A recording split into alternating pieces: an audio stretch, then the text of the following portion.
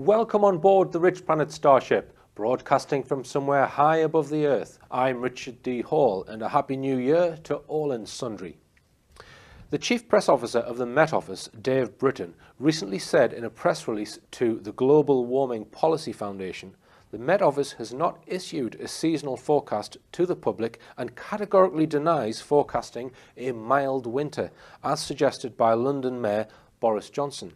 Following public research, the Met Office no longer issues long-range forecasts for the general public. Instead, we provide a monthly outlook on our website, which has consistently and clearly signposted the very cold conditions. James Dellingpole of the Daily Telegraph commented, "We paid for 90% of the Met Office's £30 million computer. We also fund a hefty chunk of its annual £170 million running costs. And now the Met Office tell us that it is incapable of providing the effective long-range forecasts." On a different note, we need to point out some facts. During the 1960s and 70s, various countries, including the United States and Russia, developed weather modification technology. Before your brain shuts down and goes into denial of the facts, hear me out. An example of technology which is known to have been used to block weather fronts is ELF radio waves. That stands for extra low frequency.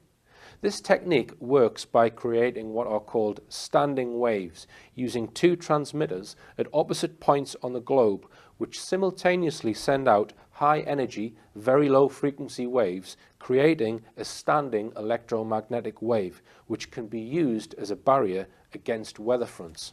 This is just one of many techniques which have been developed behind the closed doors of secret technological research. I can assure you there are a plethora of other methods which have been developed to modify our weather.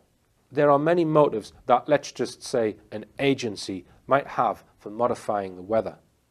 Innocent motives, such as preventing droughts to obtain good crop yields, might be one.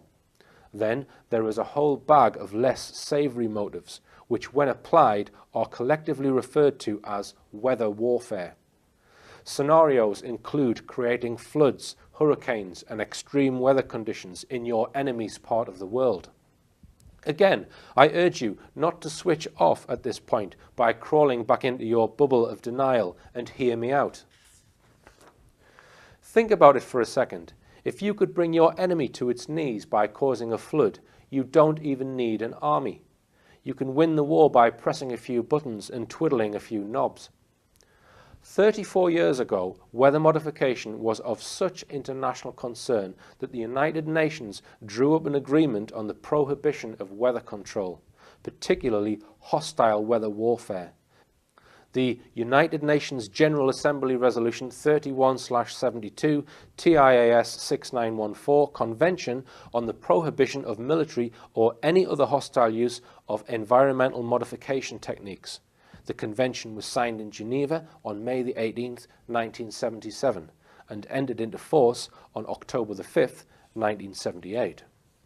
The treaty states, desiring to prohibit effectively military or any other hostile use of environmental modification techniques in order to eliminate the dangers to mankind from such use, and affirming their willingness to work towards the achievement of this objective. Each state party to this convention undertakes not to engage in military or any other hostile use of environmental modification techniques having widespread, long-lasting or severe effects as the means of destruction, damage or injury to any other state party. Each state party to this convention undertakes not to assist, encourage or induce any state, group of states or international organizations to engage in activities contrary to the provisions of paragraph 1 of this article. As used in Article 1, the term environmental modification techniques refers to any technique for changing through the deliberate manipulation of natural processes, the dynamics, composition or structure of the Earth, including its biota, lithosphere, hydrosphere and atmosphere, or of outer space. Those that are still listening should all now be perfectly clear on the facts. Weather modification has been possible for at least 40 years, and the UN said in 1977 that nobody should use the technology for purposes of war. Do you really think that nations such as America and Russia would simply have stopped all research into these areas because of the United Nations Treaty? The treaty also states the provisions of this convention shall not hinder the use of environmental modification techniques for peaceful purposes. Is this not the perfect excuse to continue research and development? I can hear you saying, what on earth is this fruitcake suggesting here? That the recent cold weather has been created by some agency. Again, I urge you not to switch off at this point by crawling back into your comfortable bubble of denial and hear me out. If people cannot see an obvious motive for something, such as weather modification over Great Britain, they will go into denial about what might be happening. Just because the motive is not obvious to us at this point in time does not mean that technology is not being used to create some of the most bizarre weather on record. Ask yourself, why suddenly can the Met Office no longer provide long-term forecasts with all the computer technology at their disposal? Another possible factor in all of this is that you don't think that a democratic government or governments with nice guys like Barack Obama and David Cameron at the top would authorize such a crazy plan. I would totally agree. But the weather weapons are not in the hands of our puppet leaders.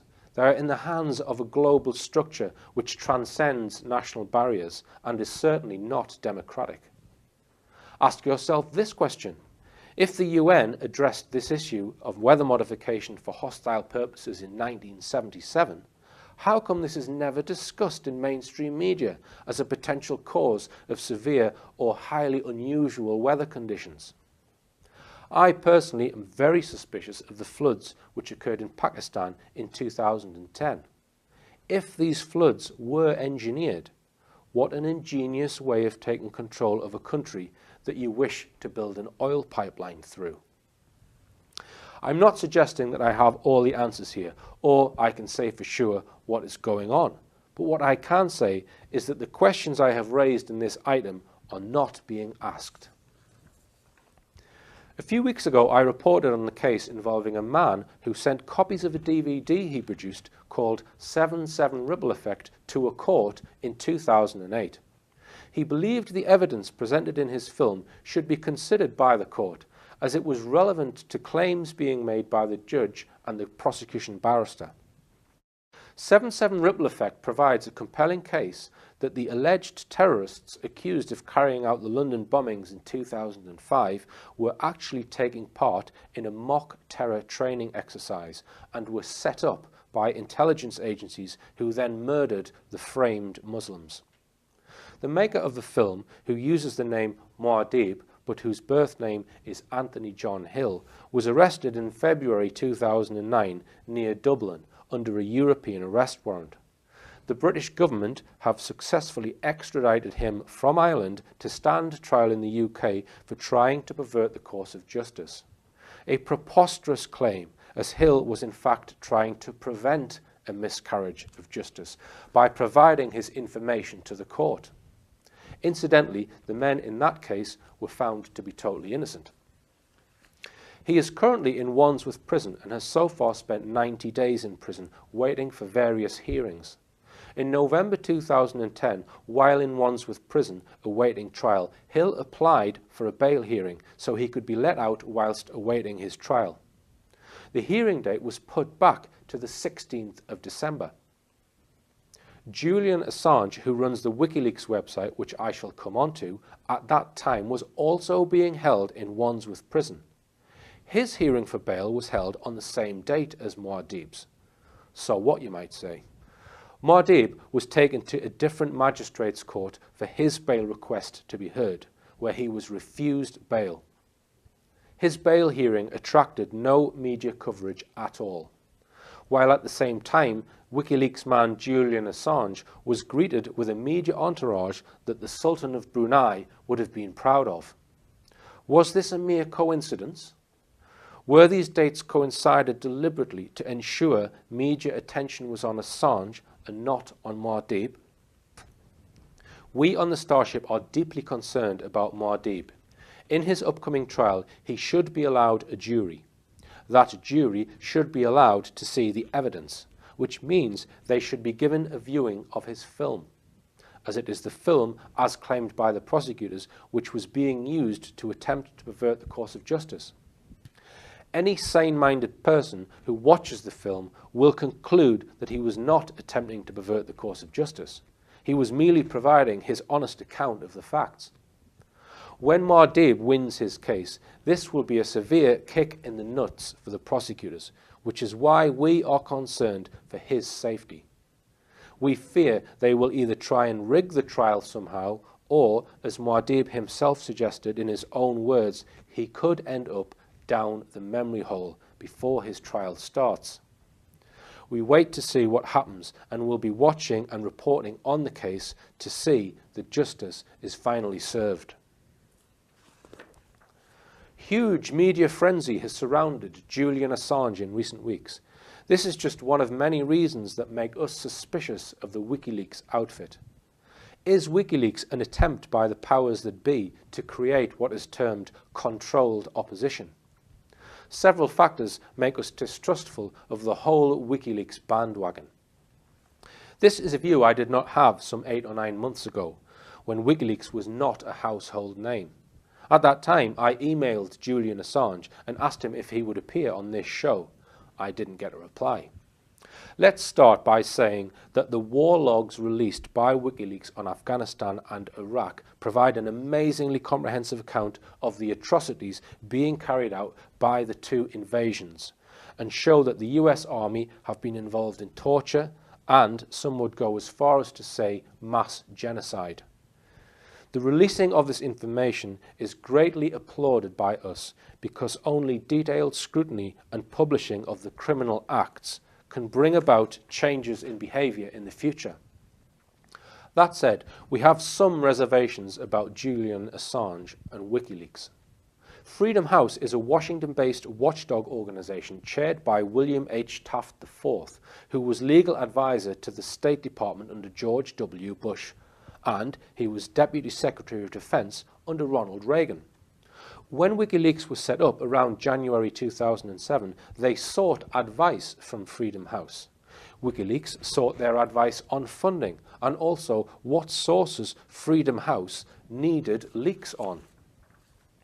WikiLeaks keeps its funding sources very secret. In August 2010, Assange said WikiLeaks gets about half of its money from modest donations processed by its website, and the other half comes from personal contacts, including people with some millions who approach us. If only RichPlanet could be approached by someone with millions. WikiLeaks has 2 tax-exempt charitable organizations in the US, known as 501c3s, which act as a front for the website. Assange has declined to give their names, saying they could lose some of their grant money because of political sensitivities. So in summary, we do not know who is funding WikiLeaks. According to email exchanges when WikiLeaks was first set up, acquiring covert funding from intelligence agencies was contemplated. WikiLeaks is not a typical alternative media initiative. Mainstream newspapers such as the New York Times, The Guardian and Der Spiegel in Germany have become directly involved in the editing and selection of leaked documents. This collaboration between WikiLeaks and mainstream media was part of an agreement between Assange and several major US and European newspapers. Historically, the New York Times has served the interests of the Rockefeller family. Ethan Bonner, deputy foreign editor of the New York Times, as well as Thomas Friedman, among others, are members of the Council on Foreign Relations.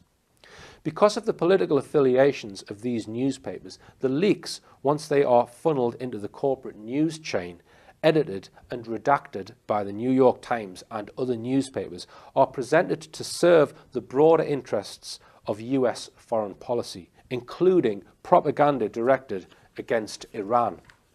The leaks quoted by the Western media reveal the support of the Gulf states and Saudi Arabia to several Islamic terrorist organizations, a fact which is known and documented. However, What is not mentioned in these publications about the global war on terrorism is that US intelligence historically has channeled its support to terrorist organizations via Pakistan and Saudi Arabia. So the use of the WikiLeaks documents by the media tends to sustain the illusion that the CIA has nothing to do with the terror network and that Saudi Arabia and the Gulf states are providing the lion's share of funding to terrorist groups. If WikiLeaks is part of an awakening of public opinion, of a battle against the lies and fabrications which appear daily in the print media and on network television, how on earth can this battle against media disinformation be waged with the collaboration of the corporate media? WikiLeaks has enlisted the architects of media disinformation to fight media disinformation. If Julian Assange is serious about the truth, he should not be getting into bed with these organizations, who only put out information on their own terms and with their own spin. Julian Assange was recently asked about 9/11 and replied, "I'm constantly annoyed that people are distracted by false conspiracies such as 9/11, when all around we provide evidence of real conspiracies for war or mass financial fraud." You can do better than that, Julian. This sentence should ring alarm bells to anyone who has their eyes open. There are other areas of grave public concern that the WikiLeaks organization have nicely sidestepped.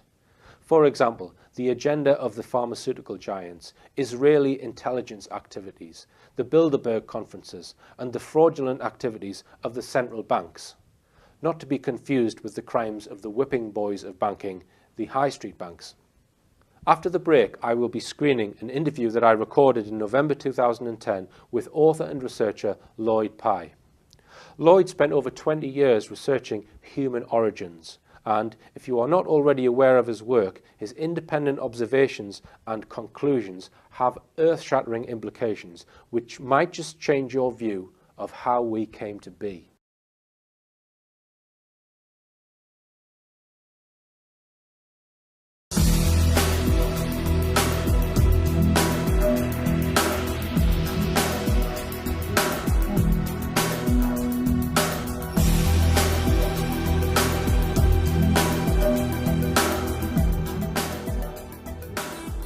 Today I've travelled up to Edinburgh and I'm at the Wake Up Call conference and I'm honoured to be joined by Lloyd Pye. Welcome, Lloyd. Thank you. And we've just finished watching you speak at the conference, and your talk was about the Starchild Skull, and we will come on to that. But at first, I'm very interested because I read your book, Everything You Know Is Wrong. I read that about 6 months ago.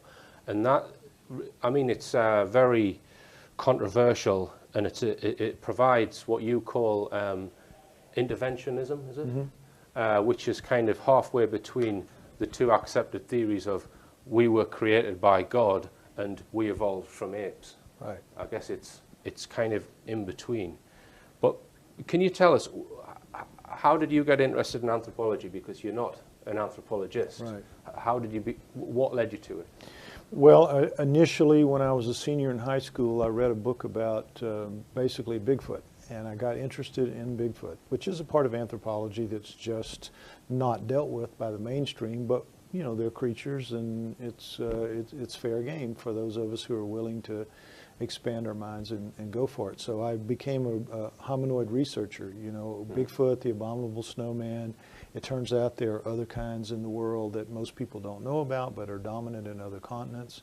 So collectively they're called hominoids, and that was my initial interest, was just that field of research. Right. And then I guess you educated yourself on a more scientific level after that?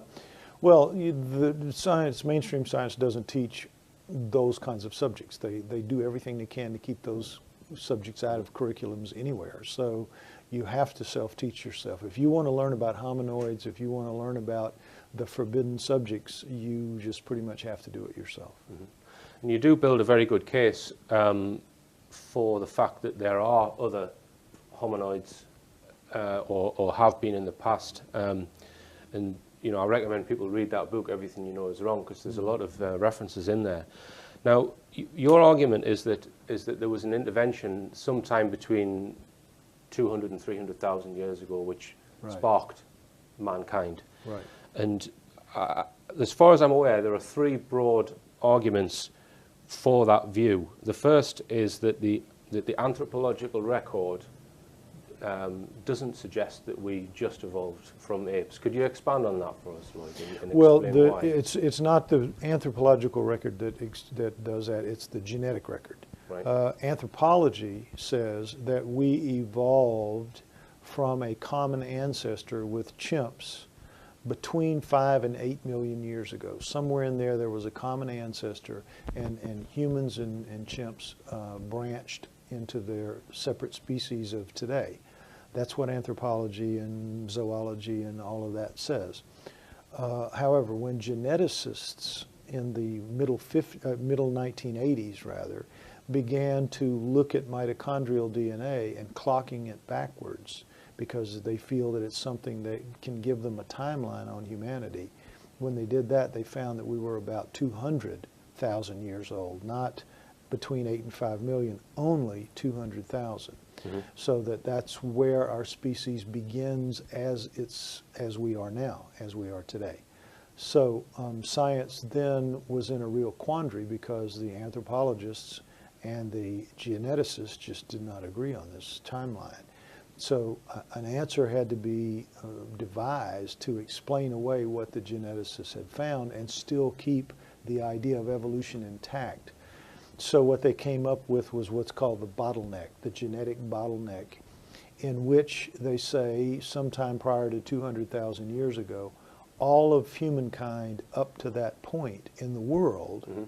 was decimated by some unknown kind of catastrophe, leaving only a few breeding pair alive, and those few breeding pair happened to be within reach of each other, so they could continue to have sex and procreate. So that's just, you know, it's an impossible scenario. So if we draw a tree, branches of a tree, which is mankind sort of spreading his genes and spreading the race, it goes back to a point, and that point is between 200 and 300,000 years ago, and everyone agrees on that. Right. But what they don't agree on is whether that was the absolute start, or whether there was some other link to it's actually one branch off another larger branch. Exactly. That's exactly right. And the argument is, did we in fact begin completely wholly at that point, or did we squeeze through that bottleneck mm-hmm. and prior to that we were something else, but we were very close to human, close enough to human, so that while all of them died out, all that were left were still pretty much the same thing. Now, that said, you put forward the argument that at that point in time, when the start of that tree, that was the start, that there wasn't this link. Right. I contend that at 200,000 years ago, we were the result of genetic engineering over the course of some particular length of time. Mm-hmm. I don't know, really can't say how much, but the end product of that genetic engineering is us. And mm-hmm. They get the final product around 200,000 years ago, and it begins to spread from that point. Mm-hmm. And I believe one of the lines of argument that you use to try and make that point is the fact that our genetic code has errors in it, which other species doesn't. Right. Species can have genetic flaws, genetic defects. That's not an issue. They don't have nearly as many as we do. We have over 4,000 and counting genetic defects in our gene pool. So if we have a 200,000-year-old gene pool, how do you get 4,000 plus genetic defects? It's just implausible. Now, when you use the word genetic defect, people will think, oh, someone with an extra finger or something like that. No, I mean, by genetic defect, there are any number of genetic disorders. Down syndrome is a mm-hmm. very common one. Spina bifida is one that everybody knows about.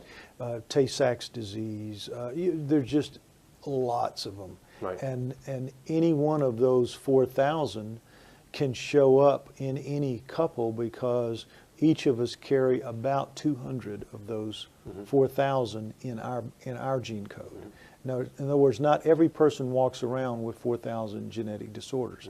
We walk around with about 200 each, but collectively in the gene pool itself, there are over 4,000. So it's a function of who you and your partner, when you have children, your 200 approximately disorders, and then whether or not any of your children are going to express any of those.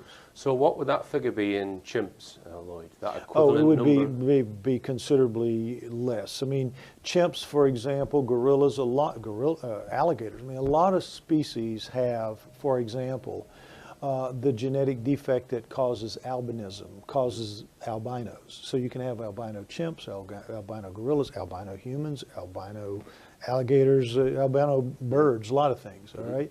So, but that doesn't kill you. That just makes you an albino. It doesn't kill you. So that passes on, you see.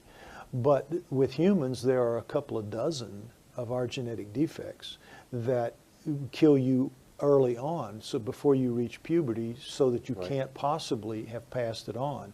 So where do these come from, and then how do they get passed into the whole gene pool? So it's suggesting that it's been messed with, basically. There's that evidence, and then there's just the physical evidence of our genome showing very clearly that our the second and third chromosome in humans that is in primates has been fused.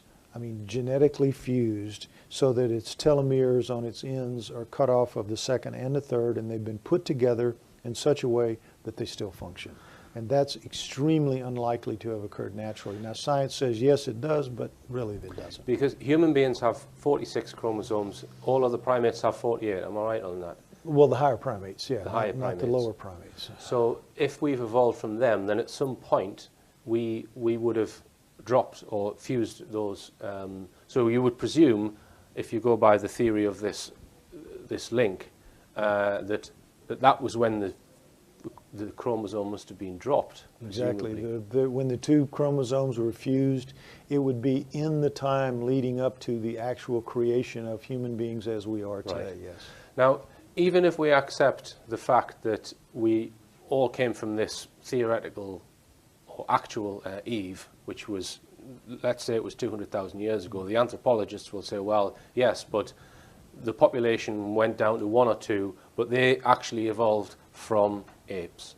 So therefore, if their theory is correct, there has to be an infinite number of, going by Darwinian evolution, an infinite number of adjustments from, say, 8 million years ago to now, through that, even down through that tree that we call it. Exactly. But you've looked at that, the evidence of bones, or either Right. fossils or bones, to see whether the anthropological things that people dig up suggest that there is a linear path from, say, 8 million years ago to now. Right. What would you say on that? Well, there is no linear path. There is no linear path anywhere in anthropology. Science tries to pretend that there is, but all you have to do is read a book called Icons of Evolution, and you find out how flawed and how much fraud is involved in that, the mainstream science. But as far as the human, pre-human fossil record, what is called the pre-human fossil record, you have two main groups. You have the Australopithecines, and then you have the early Homos. And the Australopithecines seem to lead into and overlap somewhat the early Homos at around 2 million years ago. Up to there, the Australopithecines are very ape-like looking. They have very, very ape-like heads. Then with the early Homos, it does have a more human-like head. The early Australopithecines have these big, wide cheekbones, and very different than what we have. So in the early Homos, the cheekbones are down. So there's a real transition point at about 2 million years ago. Something happens, and what existed before is modified into something, and very dramatically too. It isn't. There's no gradualism, no Darwinism, any of that. And then suddenly you have Homos looking very different. But nonetheless, they are still very primate looking.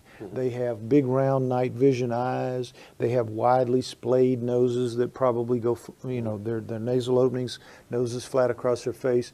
They have mouths that stick off their face in the primate prognathous fashion. They have no chins. They have foreheads. They have big heavy brow ridges. They have foreheads that go back from those brow ridges. So they, in every way, for the next 2 million years, up to Cro-Magnons, you have that particular look with the brains growing bigger. So there's no evolution there. There's no change. It's dramatic overhauls, like overnight. So there's no gradual set of skulls where the brow ridges gradually diminish to what we have. That collectively science calls the missing link. And they just keep insisting that they're going to find the missing link someday because it has to be there for their theory to be true. But in fact, there is no missing link. They haven't ever found one, and they're not going to find one. They keep saying they do, but they never do. So this would be probably something about between 500,000 and 1 million years old, would you say? If let's just hypothesize that they're going to find it.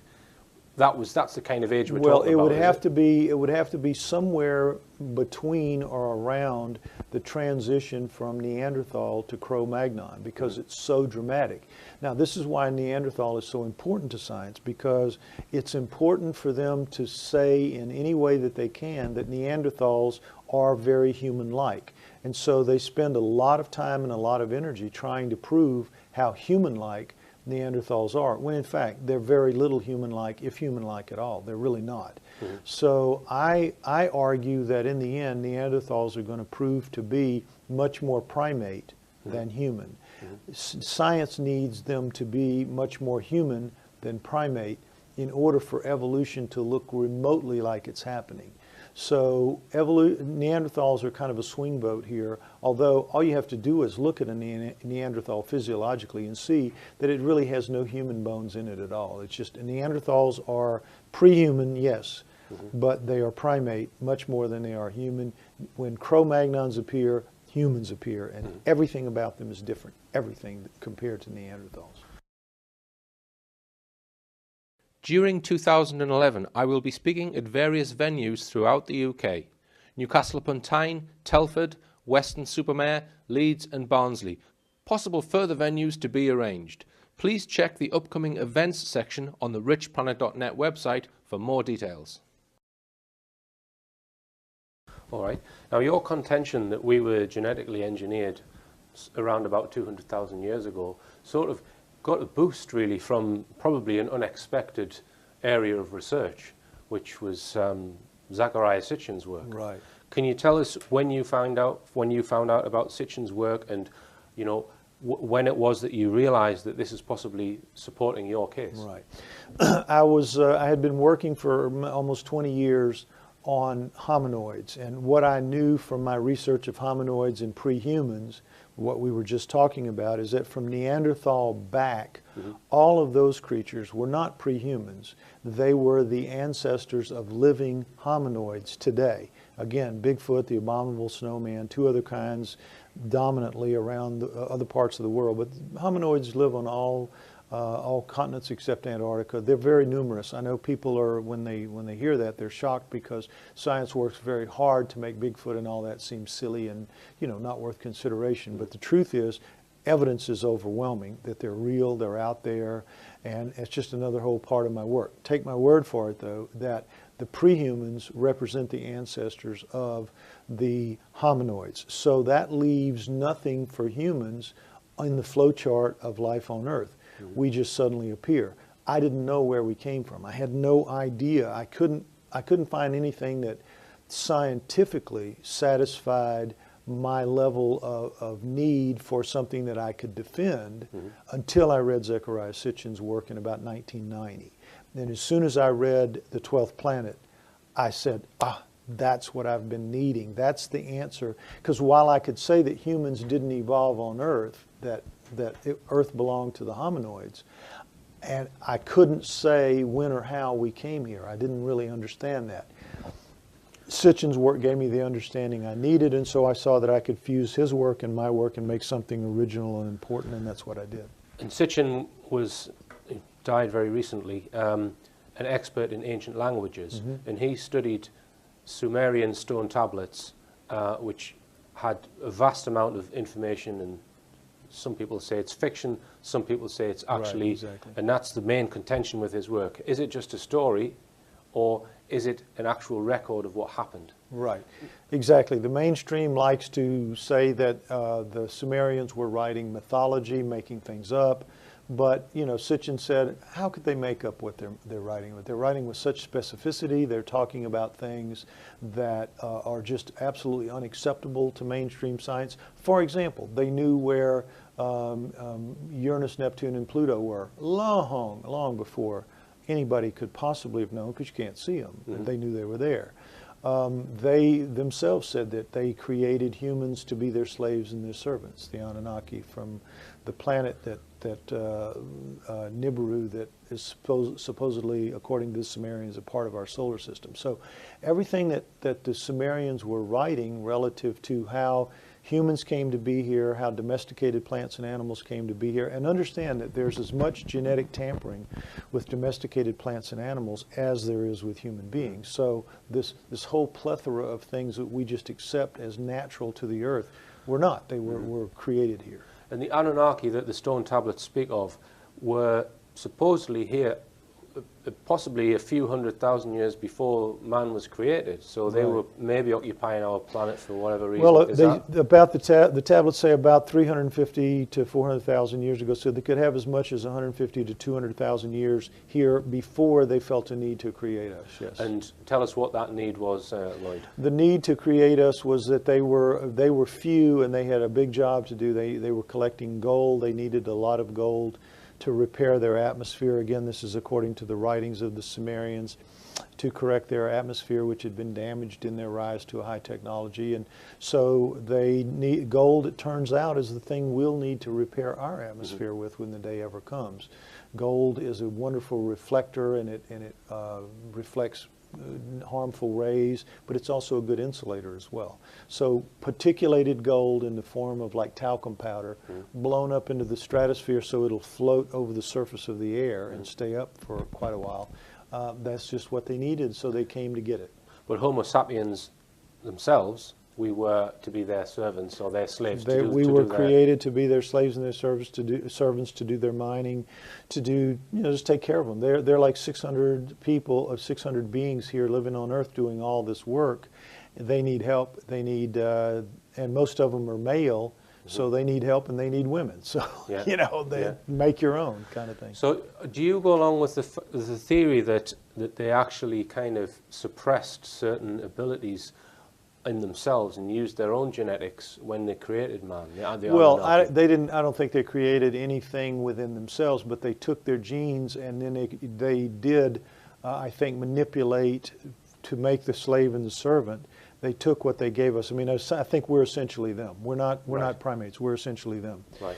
So in doing that, they dumbed us down. You don't want your slave or your servant to be as intelligent as you are by any stretch. You don't want it even as close, or live as long. Exactly, that's another thing. You want them to be expendable. You want them to be parts of the machine. So when you come down to our intelligence, they had to really dumb us down. If we've got their brains in our heads, and it's clear that we do, we have a brain that's totally unlike any other higher primate, totally in every way. So let's assume we have their brain in our head. If we do, and I believe that we do, then we have a phenomenal tool in our heads. So they just denied access to us of most of the firepower that they were giving us. So that while we sit here talking, you and I, and we think, well, we're really smart guys, the fact is that compared to the Anunnaki, we're toadstools. I mean, we're just really, really bad. And you, I think, can prove that easily enough by looking at the work of savants and what savants can do. Savants are people that in the damage to their good part of their brains that you and I are using, they get an arrow of light, a shaft of light into the forbidden part. And the tear in the curtain that causes their mental disability, they get a light into the forbidden part. And that light into the forbidden part produces the phenomenal abilities of savants. And you've got over 100 savants that have been known and studied in history. We have several who are alive today, and they have these incredible abilities with music and art and sculpture and memory and just just incredible Right. works. So if there were one or two of those, you could write it off as a freak of nature. But since we're talking 100 plus, we have to look at that as a phenomena. And what that means is they are accessing parts of brain of a brain that we have. I could, if I could find a way, if I could drop that curtain that the Anunnaki put in my head, if you could drop your curtain, we would suddenly have all of the access that savants have and then some. They're only getting a narrow band of light. Imagine if you could access the whole thing that has to do with language and art and math. We can just go on. They have the savants have such a wide range of skills. We could all have that, and I believe that in the next 50 to 100 years we'll get it, because we're getting so sophisticated with our genetic manipulation. Once we get past the moral issues of making ourselves better, if you could say to a wealthy person, you know, give me a few $1 million and I will produce a kid for you that will be the smartest human being that ever lived. Somebody's going to do it. Yeah. And before you know it, we'll all be that way. Really? Yeah. All right. Well, through the sort of 80s and 90s, you were interested in anthropology, and you wrote the book Everything You Know Is Wrong. What year did that come out, Lloyd? It came out in late 97, basically 98. Now, after that time, you've been on the last decade, you've been on a roller coaster, really. Right. Yeah. Because MUFON, the Mutual UFO Network, contacted you because they had an artifact or a relic, whatever you want to call it, the skull that you were given, or two skulls that you were given. Right.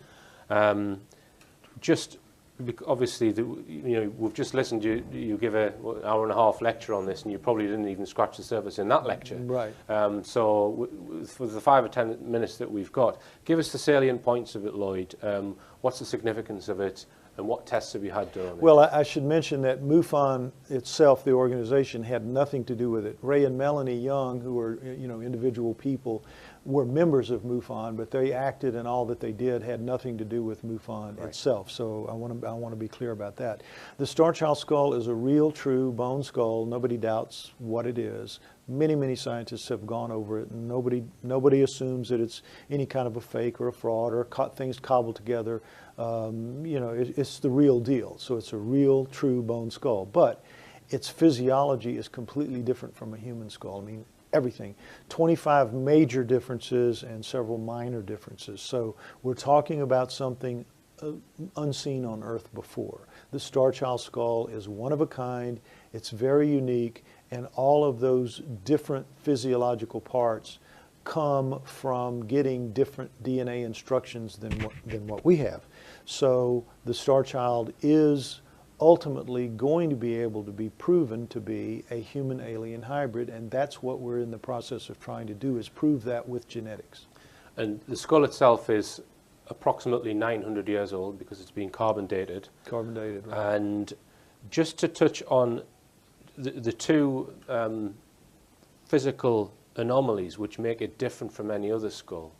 There's the fibers, and there was two in your lecture, Lloyd. Just remind us of what they were. Fibers and the red residue. Well, those two things are not found in any other species on Earth. The fibers that are woven through the matrix of the bone, and the red residue that was left behind in the cancellous holes of the bone.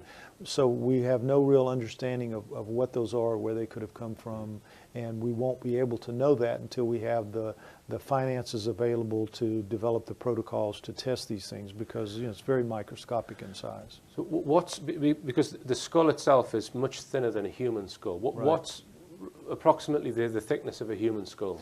Well, a human skull is about like that. The bone is about like that, and the Starchild is about like that. So it's half to less than half. Right. And it's equivalent in strength, or stronger? Or? The Starchild is 2 or 3 times stronger, much harder, because the Starchild bone is it's much more like tooth enamel than bone. If you look at its biochemistry and you analyze its biochemistry, it is substantially different. It has much more collagen. It's very heavy, overloaded in collagen. And collagen is what adds to hardness. When you drill your teeth, that smell that you smell is burning collagen. And the Starchild is just choked with extra collagen, much more than our bones have. Mm-hmm. All right. And people can find information on your website about the Starchild Skull. Starchildproject.com, right. www.starchildproject.com. and you can find out all about it. And I would urge you to, read that. Don't go to Wikipedia, because that's just, what they say about it is just garbage. Go to the site. You can read the Wikipedia article, and you can read the truth underneath all the lines that they write. Now some of the DNA testing has shown that the mother is human, right? But you're getting or you've recently had tests done, which is that on the father's DNA, right? So what has that shown, Lloyd? Well, initially we were able to show in 203 that the mother was indeed human. We got her mitochondrial DNA, so we know that the Starchild's mother was a human female. When we tried to recover its nuclear DNA, which comes from its mother and its father, we couldn't even get close to an answer. In 6 full attempts, there was just no answer. So something was really wrong with the father at that point. That's what we thought. Earlier this year, we got a geneticist who agreed to do more work, do more analysis, and what he's found is that, yes, the Starchild's mother is human, but in its nuclear DNA, which he was able to recover, you have part of it that is human, again, human mother, and part of it is not found on Earth, not found in the NIH database for sure, which means not found on Earth. So we have a very, very small sample right now relative to the whole 3 billion genome that we have to recover. We only have at this point maybe 30,000 base pairs. It's enough to be indicative, to be highly indicative, but it's not enough to be definitive. And science will not accept anything but definitive. So we're going to have to ultimately sequence the whole chromosome, which is okay. We have the capacity to do that if we get the money. So this is really all about getting the money that we need to do the research that we need to do to recover that genome and establish what the percentage of difference the Starchild had from a human. At this point, early on, we think it's going to fall somewhere between 10 and 50%, which is really astounding because a chimp is only about 3% different and a gorilla is about 5% different. The Starchild's, we think, is going to be between 10 and 50% different. So it's truly astounding, and it's historic. It's as historic as landing men on the moon. This is a very important thing that's going on in the world, and most people don't know about it. Okay. All right, just one final question, Lloyd. I've done a lot of research into the UFO phenomenon, and I'm aware of what we call the abduction phenomenon. And there are, for example, I interviewed Mary Rodwell, who's an Australian researcher, and she's regressed or researched about 1,700 cases, and they all tell a very similar story. So people poo-poo the abduction phenomenon because people seem to have their memories tampered with. Right.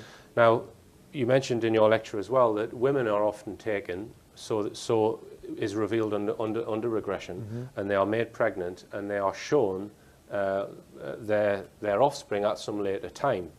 So do you think that this could be a very early instance of this kind of harvesting, the skull that you have? Well, could it be an abduction program from 900 years ago? I thought about that. I really did at first. That's what we all thought, that it was just a human alien hybrid. But those hybrids, however they are made, could very well be, the Starchild could very well be one of them. But the people that see the hybrids afterwards, the women are generally allowed to see their hybrid children, and they all say it seems to be more human. It's not human entirely, but it seems to be more human than anything else, although they look substantially different. Now, based on the Starchild, we won't know till we see the skull of one of those, but based on the Starchild, the physiology of the Starchild is very, very different from human. So while it could be the result of one of those, it could as likely be something else that we just don't know about. Right now, I'm not leaning toward it being a human alien hybrid of the current era, of the current way that they're harvested, because they just seem more human than the Starchild. I think it's something else. I'm not sure. I can't swear to it. And I'd just like to ask you, because of obviously you've self-educated yourself in genetics, in anthropology, all these different areas, and you're also well clued up on the UFO subject. What's your own feeling on the agenda and the purpose for abduction and the genetics program that once you research it, you realize is going on. What are they trying to do? Well, I think probably just based on the idea that when you make a hybrid, in most cases they're sterile. Like for example, a mule and a horse produce a donkey. I mean, a mule rather. A donkey and a horse produce a mule, and the mule is sterile. Yeah. So probably these hybrids are the result of something that becomes sterile, and so they have to keep making more to supply them wherever those beings are living, whatever planet, whatever their purpose is in life. They need to make more all the time because they can't reproduce themselves. Now, why that is, I don't know, because if we were made such that we could reproduce ourselves, I don't know why those can't be made so that they can reproduce themselves. Right. But I'm just giving you an answer to what seems to be the evidence. All right then, Lloyd.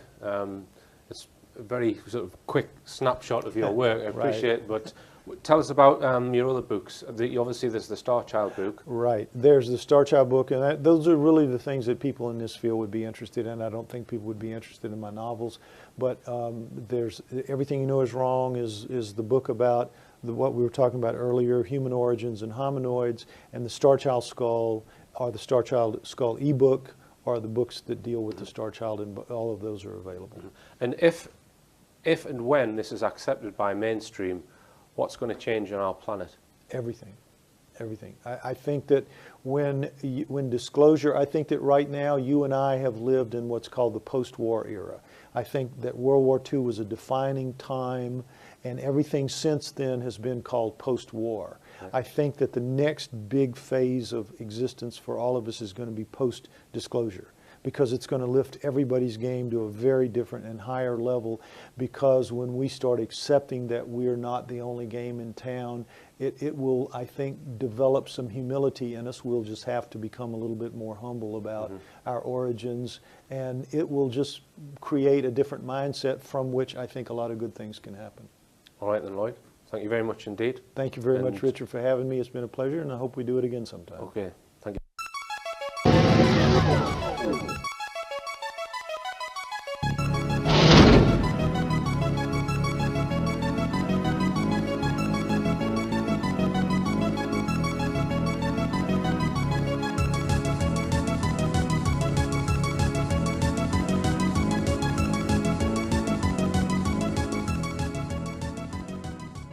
Signposted the very cold conditions.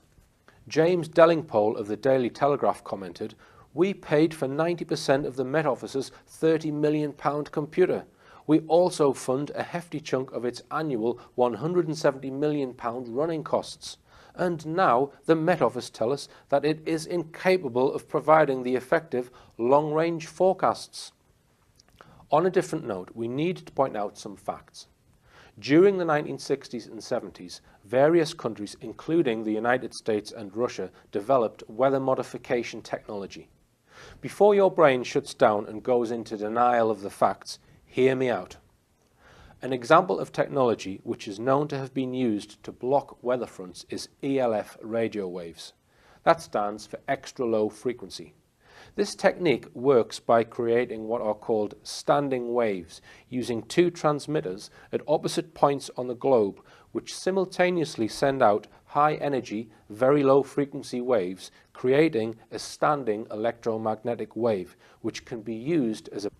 Each state party to this convention undertakes not to assist, encourage, or induce any state, group of states, or international organizations to engage in activities contrary to the provisions of paragraph 1 of this article. As used in Article 1, the term environmental modification techniques refers to any technique for changing through the deliberate manipulation of natural processes, the dynamics, composition or structure of the Earth, including its biota, lithosphere, hydrosphere and atmosphere, or of outer space. Those that are still listening should all now be perfectly clear on the facts. Weather modification has been possible for at least 40 years, and the UN said in 1977 that nobody should use the technology for purposes of war. Do you really think that nations such as America and Russia would simply have stopped all research into these areas because of the United Nations Treaty? The treaty also states The provisions of this convention shall not hinder the barrier against weather fronts. This is just one of many techniques which have been developed behind the closed doors of secret technological research. I can assure you there are a plethora of other methods which have been developed to modify our weather. There are many motives that, let's just say, an agency might have for modifying the weather.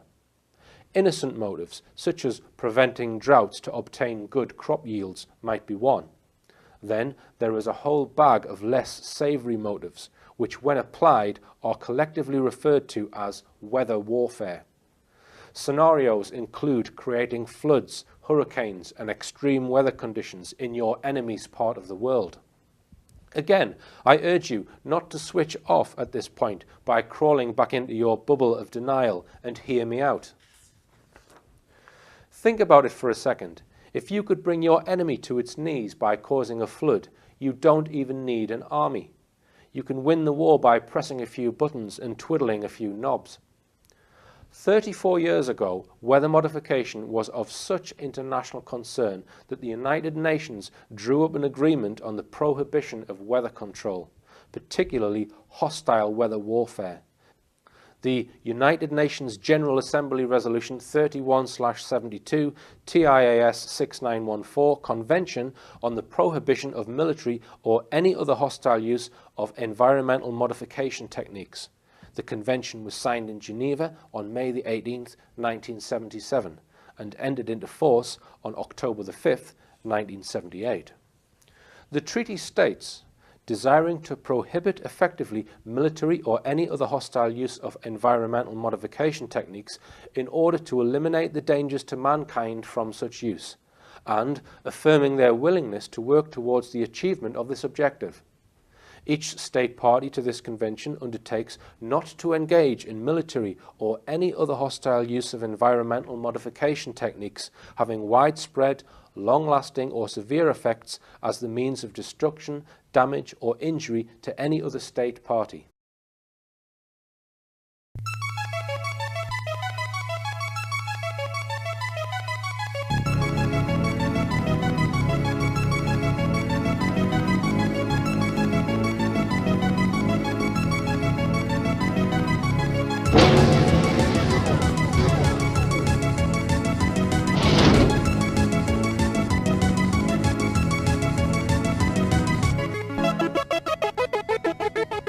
Welcome on board the RichPlanet starship, broadcasting from somewhere high above the Earth. I'm Richard D. Hall, and a Happy New Year to all and sundry. The Chief Press Officer of the Met Office, Dave Britton, recently said in a press release to the Global Warming Policy Foundation, the Met Office has not issued a seasonal forecast to the public and categorically denies forecasting a mild winter, as suggested by London Mayor Boris Johnson. Following public research, the Met Office no longer issues long-range forecasts for the general public. Instead, we provide a monthly outlook on our website, which has consistently and clearly